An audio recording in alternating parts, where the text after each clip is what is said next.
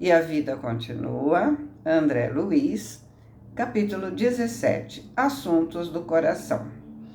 Esvaíam-se 10 meses sobre a tarefa assistencial de Evelina e Fantine, ao pé de Túlio necessitado, quando os dois solicitaram entendimento com o instrutor Ribas ao redor de problemas que lhes escaldavam o pensamento.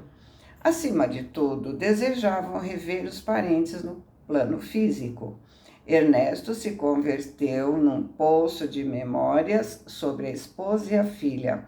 A senhora Serpa não suportava mais as saudades do marido e dos pais. Porque ansiassem pelo retorno, ardiam na sede de informações e explicações. O orientador os acolheu com carinho habitual e, após registrar o pedido de bons ofícios para que lhes fosse obtida a concessão, acentuou simples: creio que vocês já estejam em condições satisfatórias para a execução do empreendimento. Dedicam-se pontualmente ao trabalho, agora conhecem o que seja reencarnação, autodisciplina, burilamento próprio. Algum motivo particular, mas mais intimamente particular na petição? Acanhada, a moça se adiantou. Instrutor, venho experimentando desoladamente a falta de Caio. E Ernesto interferiu. Esposos que se amam, quando distanciados um do outro, fazem-se noivos outra vez. Por que não confessar que também eu ando aflito por abraçar minha velha?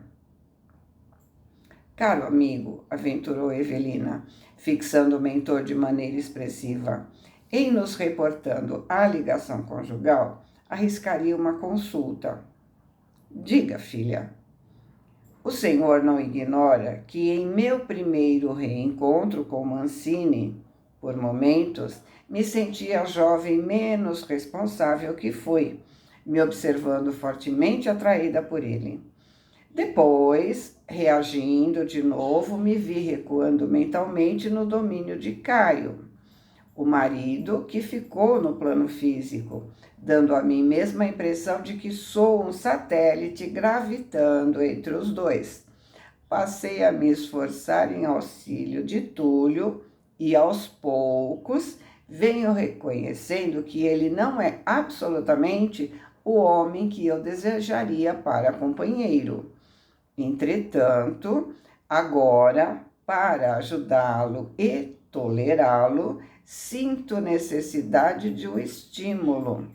E Ribas coloca: o amor de Deus. Hoje, compreendo que todos respiramos na própria essência de Deus, mas o mistério para mim está nisso. Sei que nada conseguimos sem Deus. Mas, entre Deus e a obrigação que me cabe cumprir, preciso de alguém que escolhe o meu espírito, que se erga em meu apoio, na movimentação do cotidiano, em busca daquele estado de alma que apelidamos por paz interior, euforia ou mesmo felicidade.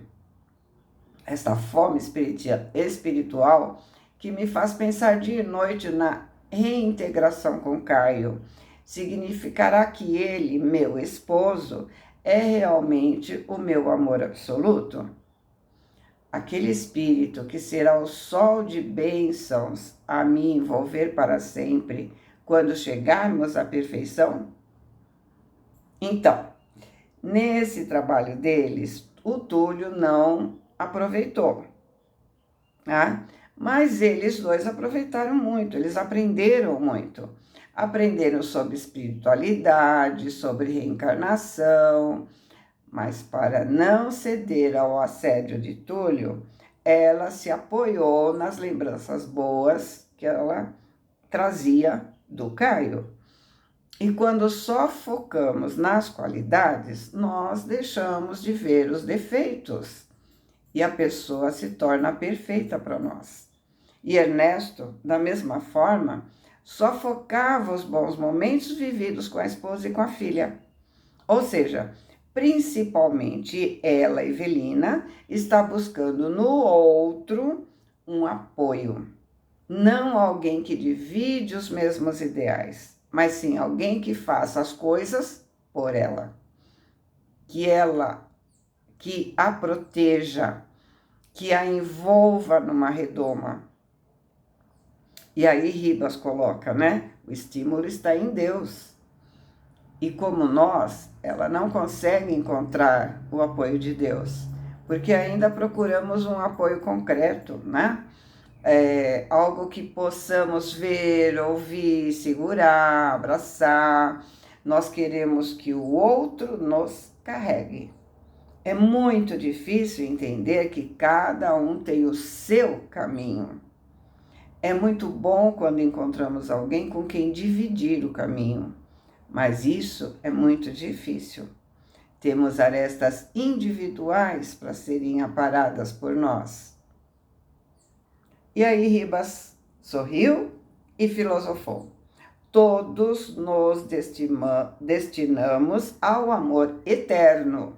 No entanto, para alcançar o objetivo supremo, cada um de nós possui um caminho próprio. Para a maioria das criaturas, o encontro do amor ideal assemelha-se de algum modo à procura do ouro nas minas ou à procura de diamantes nas catas. É indispensável peneirar o cascalho ou mergulhar as mãos no barro do mundo a fim de encontrá-lo. Sempre que amamos profundamente alguém, transformamos esse alguém no espelho de nossos próprios sonhos. O que ele quer dizer com isso? Que esse é o nosso erro. Felicidade não se busca fora, mas dentro de nós. Não podemos querer que o outro seja igual a nós. Não podemos querer que o outro seja como eu quero. Buscar a felicidade no outro é buscar dependência. Na verdade, devemos fazer para o outro o que gostaríamos que o outro fizesse para nós. E aí Ribas continua. Passamos a nos ver na pessoa que se transforma em objeto da nossa afeição. Se essa criatura efetivamente reflete nossa alma, o carinho mútuo cresce cada vez mais, assegurando-nos um clima de encorajamento e alegria para a viagem nem sempre fácil da evolução. Nessa hipótese, teremos obtido apoio seguro para a subida da purificação moral. Em caso contrário, a pessoa a que particularmente nos devotamos acaba nos devolvendo os próprios reflexos, como um banco que nos restituísse ou estragasse os investimentos por desistência ou incapacidade de zelar por nossos interesses. Então, surgem para nós aquelas posições espirituais que nomeamos por mágoa, desencanto, indiferença, desilusão. Ou seja, quando queremos que o outro seja nosso espelho, quando queremos que o outro seja como queremos, chega uma hora que o outro explode e nos devolve o que depositamos nele. Isto é, devolve nossos reflexos. Na verdade, vivemos uma ilusão. E ilusão acaba. Precisamos ver o que verdadeiramente gostamos no outro. Gostamos de muitas coisas do outro, a ponto de vivermos juntos. Será? Ou não toleramos muitas coisas no outro? Vale a pena continuar juntos? Ou seguir como amigos, cada um por si? Nós temos que fazer todas essas perguntas para nós. E Fantini recordou: talvez o senhor deseje afirmar que caminhamos na existência pelas vias da afinidade, de afeição em afeição, até chegar àquela afeição inesquecível que se levante na nossa vida por chama de amor eterno? Sim, mas entendendo-se o conceito de afeição, sem a estreiteza do sexo. Por que ele disse isso? Porque sexo é posse, não tem nada a ver com amor. De novo, sim, mas entendendo-se o conceito de afeição sem a estreiteza do sexo. Uma vez que a ligação esponsalícia, embora sublime, é apenas uma das manifestações do amor em si. Determinado homem ou determinada mulher podem confirmar na esposa ou no esposo a presença do seu tipo ideal. Entretanto, talvez prossigam após o casamento mais intimamente vinculados ao coração materno ou ao espírito paternal. E às vezes somente encontrarão o laço de eleição num dos filhos. Em amor, a afinidade é o que conta. Impressionada, Evelina enunciou: instrutor, e as uniões de suplício? Os casamentos infelizes? Sim, a reencarnação é também recapitulação. Muitos casais no mundo se constituem de espíritos que se reencontram para a consecução de afazeres determinados. A princípio, os sentimentos se justapõem, no sentido de afinidade, como as crenas de duas rodas que se complementam para fazer funcionar o engenho do matrimônio. Depois, percebem que é preciso burilar outras peças nessa máquina viva, a fim de que ela produza as bênçãos esperadas. Isso exige compreensão, respeito mútuo, trabalho constante, espírito de sacrifício. Se uma das partes ou ambas as partes se confiam a desentendimento, a obra iniciada ou reiniciada vem a cair. Então vamos lembrar que alguns casamentos são baseados em paixões, porque, na verdade, são inimigos que precisam se acertar. Se eles não conseguirem crescer juntos, mas conseguirem se suportar, já será um grande passo. Se eles conseguirem ser bons pais para aqueles que precisam desse casamento para continuar seu processo individual, melhor ainda. Vamos lembrar que precisamos ser pais até certo ponto. Depois disso, deixamos de ser pais e passamos a ser amigos.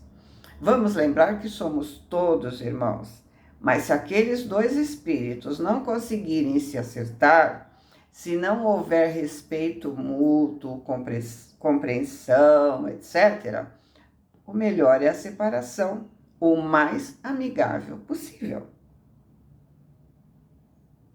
E aí, a Evelina, faz uma pergunta que pairou no ar, revestida de imensa curiosidade. Ela diz: então, aquele dos cônjuges que lesou o ajuste, ou ambos, conforme as raízes da desilusão, devem esperar pela obtenção de novas oportunidades no tempo para a reconstrução do amor que dilapidaram. Instrutor, permita-me uma pergunta. A união conjugal de duas criaturas que se amam, quando interrompida pela morte no mundo, pode ser reatada aqui? E aí Ribas, expressivo, responde: perfeitamente, se os cônjuges realmente se amam. E Fantini perguntou: e quando isso não acontece? Aquele que ama sinceramente continua trabalhando nesse lado da vida, pelo outro que não tem por ele na terra a mesma altura de sentimento, aprimorando a obra do amor em outros aspectos, que não o da afetividade esponcialícia. Ou seja, o que ficou na terra pode se casar novamente, continuar a vida, como diz o título do livro, né? A vida continua. E o que desencarnou, o que ama sinceramente, continua ajudando o outro. Vamos lembrar André Luiz ajudando o segundo marido da esposa que ficou na terra, né? O Tobias, do mesmo livro, né? Do Nosso Lar, que estava vivendo com a primeira e com a segunda esposa no plano espiritual, sendo que a primeira eles viviam como marido e mulher, e a segunda eles tratavam como filha. Inclusive, eles estavam programando o reencarne dela para ela encontrar o afim dela, né? A senhora Serpa mostrou o semblante iluminado por bonito sorriso e assegurou, assim, muito segura de si, né? Isso não me ocorrerá. Hoje tenho motivos para confiar em Caio, tanto quanto confio em mim mesma. E o instrutor respondeu: sua fé é o retrato de sua sinceridade. Olha só, sua fé é o retrato de sua sinceridade. Por quê? Porque Evelina ainda está projetando os seus sentimentos em Caio. Não está lembrando da amante, só lembra de coisas boas. Ela está pensando no que ela quer que esteja acontecendo. Por isso o instrutor diz: sua fé é o retrato da sua sinceridade. Ernesto olhou demoradamente a companheira e admirou a ternura da sua alma boa e ingênua. Desde muito passou a nutrir por ela um estranho carinho. Nunca a apanhou em qualquer deslize. Sempre compraciva, abnegada, muitas vezes surpreendia-se ligado a ela por encantadora atração. Sob que prisma a estimava? Filha, companheira, mãe, irmã, não conseguiria definir. Temendo o mergulho em mais longas divagações, ele, o bom amigo, brincou no intuito claro de desviar o curso dos próprios pensamentos. Né? Ele sabe que Ribas pode perfeitamente saber o que ele está pensando. Então, ele desviou o pensamento e perguntou: instrutor Ribas, assim como se verifica no caso de nossa irmã, também estou persuadido de que a minha esposa espera por mim. Entretanto, se isso não sucede, se isso não ocorre, o mentor frisou as palavras com paternal inflexão de bom humor. Você, Fantine, desfrutará sem dúvida a possibilidade de auxiliá-la na condição de um amigo fraternal. E nessa hipótese, me caberia o direito de eleger uma nova companheira na vida nova? As leis humanas, tanto no plano terrestre quanto aqui, são princípios sucessíveis de alteração e, na essência, não afetam as leis divinas. Na moradia dos homens, não existe obrigatoriedade para o estado de viuvez. Então, tanto lá quanto cá, a situação é a mesma. Né? Quem não quiser ficar sozinho, pode se unir a alguém. E aí ele continua: apenas aqueles corações que desejam se conservar órfãos de companhia no lar, o fazem. Rompidos os compromissos do casamento com a morte do corpo, o homem ou a mulher permanecem sozinhos quando possuem motivos para isso. Natural aconteça aqui o mesmo.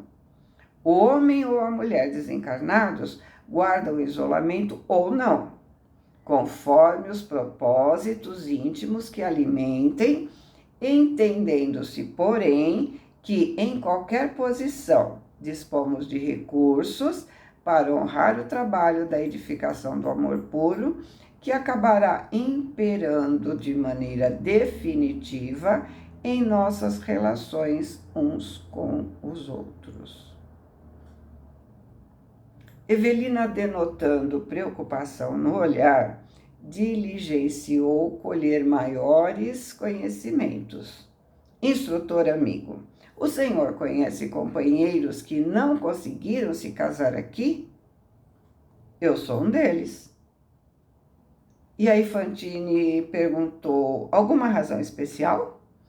Acontece que o amor conjugal, quando se exprime em bases do amor puro, continua vibrando no mesmo diapasão entre dois mundos, sem que a permuta de energias de um cônjuge para o outro venha a sofrer solução de continuidade. Ou seja, um continua ajudando o outro, só que eles estão em planos diferentes. Um orando pelo outro, um desejando o bem do outro. Minha esposa e eu, ele continua, né? Sempre fomos profundamente unidos. Nos bastávamos na terra um ao outro, em matéria de alimento afetivo. Sobrevindo a minha desencarnação, percebi logo que ela e eu continuávamos em plena vinculação mútua, como se fôssemos partes integrantes de um circuito de forças. Na dedicação espiritual dela, ou seja, na oração, no padrão de vida que ela leva, colho meios de continuar em meu aprendizado de amor a todos, ocorrendo-lhe o mesmo. Ela recebe na terra o que ele manda para ela. E Evelina se alegrou estática, ligação ideal, patenteando a ansiedade de que se via presa, no sentido de se reintegrar na ternura do marido distante, comentou o reverente. Instrutor, noto que há sempre reserva em nossos amigos mais experientes daqui, quando se diz algo sobre a possível desencarnação de pessoas queridas que deixamos na retaguarda. Chego a pensar que isso é assunto proibido entre nós. Será mesmo assim? Não tanto. À medida que a noção de responsabilidade se desenvolve em nós, compreendemos a reencarnação como período de escola. Cada existência está supervisionada por deliberações superiores, muitas vezes insondáveis para nós. Então, nunca estamos sozinhos, nada é por acaso, nada é sem querer. Tudo tem objetivo traçado por nós junto com a superioridade ou somente pela superioridade, mas devemos ser conscientes de que nunca estamos desamparados. A interlocutora, denunciando aspirações íntimas profundas, arriscou: caro amigo, em saudades iguais às minhas, atormentado, triste, não será cabível nem de leve encorajá-lo na certeza de que seremos novamente felizes aqui, prometendo-lhe a alegria renovada para além da morte? Digo isso porque não lhe deixei filhos para entreter a sua coragem de sofrer, de esperar. Fuja de refletir assim. Ou seja, não pense dessa forma. Não temos instrumentos para medir a fidelidade daquele que amamos. E ainda que seja seu marido, Desculpa, e ainda que seu marido estivesse agoniado, em tremendo desajuste, por motivo da sua ausência, não saberíamos se a desencarnação lhe traria remédio adequado.